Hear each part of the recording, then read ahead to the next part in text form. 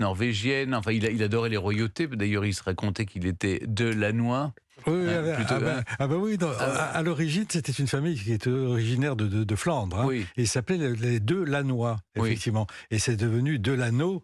oui, Ça a été américanisé au fil oui, des années. Et donc la mère de Roosevelt s'appelait Sarah Delano oui. avant de devenir Roosevelt. Non, donc effectivement, Mais- il y a toutes sortes de... Bon, Il y a eu des histoires comme que vous avez racontées dans votre livre. On apprend d'ailleurs grâce à votre livre qu'en fait, ce que j'ignorais, il y avait deux branches au sein des Roosevelt. Il y a celle d'Oyster Bay, à laquelle appartient Theodore, et celle de Hyde Park, à laquelle appartient Franklin Delano Roosevelt. Ces deux branches n'adhèrent d'ailleurs pas au même parti politique. Comment vous expliquez d'abord cette divergence, le fait que... c'est le hasard de la vie. Ah Il oui. n'y a pas d'hostilité dans cette famille, et simplement la vie les a éloignés. Pas tellement éloignés du reste, puisque Oyster Bay c'est sur Long Island, à New York, et quant à Hyde Park, c'est à 50 km au nord, selon la vallée de l'Hudson. Donc c'était pas si éloigné que ça, mais ils se sont ignorés, pratiquement. Sauf une fois par an, ils se réunissaient tous pour la forme, mais pendant longtemps, ça a été ça. Et c'est pas étonnant d'ailleurs que une branche ait choisi le Parti démocrate, et l'autre le Parti républicain. Ça s'est fait naturellement. Tant qu'ils n'étaient pas en concurrence, ça allait bien. Après, quand la politique s'en est mêlée, ça a été autre chose. En tout cas, Clémentine. de quelque côté qu'on se trouve, il y a quand même toujours une femme derrière les Roosevelt, et pas des moindres, parce qu'on pense évidemment, bien sûr, en premier plan à Eleanor, la femme de Franklin Roosevelt, qui était une très très grande dame, mais aussi à la mère de ce dernier, Sarah, ou alors Banny, la sœur de Théodore. Alors aujourd'hui, Stéphane a choisi d'évoquer Alice, la fille de Théodore, qui est quand même une personnalité extraordinaire. Moi, je la connaissais pas. Elle est extrêmement pittoresque, cette femme. Mais quelle place occupe-t-elle dans cette espèce de panthéon féminin des Roosevelt? Alors d'abord, vous avez raison, les femmes ont joué un rôle tellement déterminant qu'une historienne américaine a dit il n'y a pas plus Roosevelt qu'une femme Roosevelt. Donc ça montre bien la ténacité, le caractère de ces femmes hors du commun. La place qu'occupe Alice Roosevelt, c'est une place très très particulière parce que d'abord, toute jeune, il y avait eu ses frasques. Il faut bien comprendre maintenant que Alice a été la première superstar mondiale. Ah ouais. Avant même le cinéma, c'est-à-dire au 1905-1906. Elle occupait une place considérable, non seulement aux États-Unis, mais à l'extérieur des États-Unis. En France, par exemple, on fabriquait des boîtes de chocolat avec le portrait d'Alice sur le couvercle. Hein. Oui, mais elle faisait de la publicité aussi, puisqu'elle a gagné de l'argent avec ça. Bien Bien avant. Quand elle était adolescente, justement. Ah oui, d'accord. Quand elle était adolescente. Le Kaiser, en Allemagne, l'invite pour baptiser un de ses bateaux. Et elle a son portrait à l'intérieur, etc. Donc, elle était connue dans le monde entier. Elle a été voir l'impératrice de Chine, et puis ce fameux épisode du Mandchouria, où effectivement, elle plonge tout habillée. Elle cherchait la lumière. Elle cherchait la lumière. Et d'ailleurs, elle l'a toujours cherché, puisque 60 ans après cet épisode, elle le raconte à Bobby Kennedy.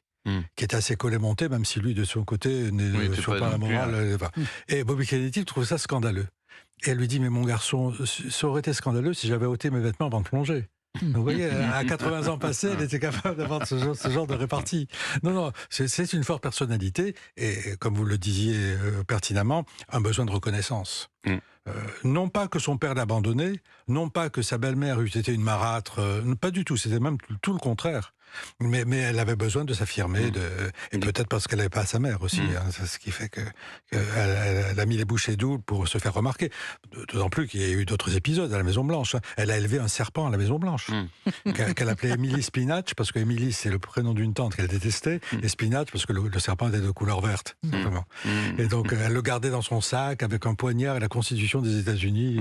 C'était complètement rocambolesque. Une excentrique. On continue à parler justement de nos dames qui ont fait de l'ombre au président et d'Alice Roosevelt Longworth, dont on va voir comment son influence est passée des journaux aux hommes politiques américains, avec notre invité Georges Ayache sur Europe 1. Tout de suite. Europe 1, historiquement vôtre. Europe 1, 16h-18h. Historiquement vôtre. Stéphane Bern. On réunit cet après-midi sur Europe 1 des dames qui ont fait de l'ombre au président. On parle d'Alice Roosevelt Longworth avec notre invité, l'écrivain Georges Ayache. Georges Ayache, Alice Roosevelt montre très tôt un caractère assez explosif. Et vous écrivez d'ailleurs dans votre livre que Théodore ne comprit jamais vraiment ou refusa de comprendre que la révolte d'Alice n'était que recherche éperdue d'affection paternelle. Elle a donc fait de l'ombre à son père simplement parce qu'elle recherchait son attention. Et finalement, est-ce que ça a marché? Est-ce qu'il a fini par s'intéresser à elle? Il a fini par comprendre assez rapidement que c'était un atout politiquement, plutôt qu'un handicap. Parce que tout le monde parlait d'elle, les journalistes, c'était la chouchou des journalistes. Hein, on l'a surnommée Princesse Alice, d'ailleurs, quand elle était très jeune. Après, plus tard, elle aura un autre surnom qui montre bien l'importance qu'elle avait dans la politique américaine. On la surnommera l'autre monument de Washington. Ah oui. Elle savait tout sur tout le monde, elle avait une langue de vipère en plus, mais elle donnait des conseils. Elle n'avait pas que dans son sac. Alors, absolument. Elle donnait des conseils à tout le monde, même à ceux qui ne les sollicitaient pas d'ailleurs, mais ils étaient pertinents ces conseils. Cela dit, je l'ai raconté, son enfance n'a pas toujours été rose. Néanmoins, vous dites aussi qu'on lui cède beaucoup de choses, que ce soit sa belle-mère Edith Caro, mais aussi la famille de sa mère, Alice Lee. Vous dites qu'elle était au moins au départ une jeune fille capricieuse et hautaine.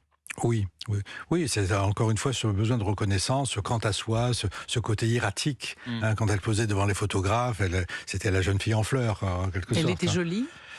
Elle n'était pas vraiment jolie, mais elle n'était pas laide d'abord, et puis ensuite elle avait du caractère, ce qui fait que c'était pratiquement secondaire. On se demandait, on tremblait à l'idée de qu'est-ce qu'elle va faire encore pour se faire remarquer. En effet, parce que ça va quand même très très loin, parce que lorsque son père devient président des États-Unis, elle vend des infos aux journaux de l'époque. Alors elle est très suivie, mais qu'en pensent les gens? C'est quand même limite de non, faire les gens ça, sont très indulgents avec elle. C'est la jeune fille qui se fait remarquer. Vous savez, à l'époque, les femmes sont très corsetées par la morale et par la législation en cours. Il y a des choses qu'elles ne peuvent pas se permettre, et elle peut. Donc forcément, les femmes américaines voient en elle la jeune fille de l'Amérique, le futur de l'Amérique. Et on ne trouve pas qu'elle va trop loin par moment. Non. Son père, à un certain moment, dit « Écoutez, j'en ai assez, je peux diriger les États-Unis et m'occuper d'Alice, mais pas les deux en même temps. » ça résume un peu son dilemme.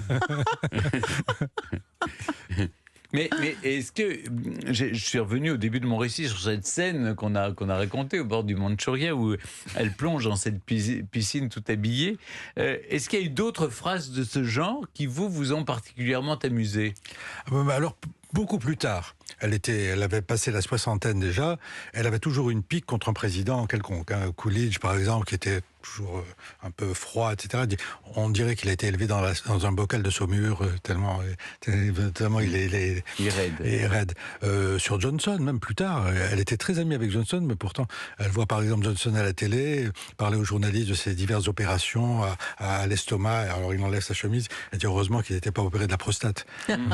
C'est ce genre de réaction. Elle était prête à égratigner les gens pour un bon mot. Elle égratignait les puissants. Oui.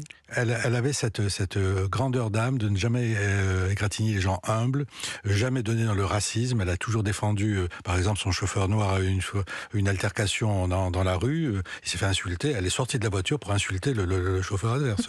Mais alors pourquoi cette hostilité pour son oncle Roosevelt? Elle lui pardonne pas une chose. Vous avez dit tout à l'heure, à juste raison, qu'elle votait, elle pensait Roosevelt plutôt que Parti républicain. Bon, ça c'est vrai qu'elle était très très centrée sur ce que faisait son père.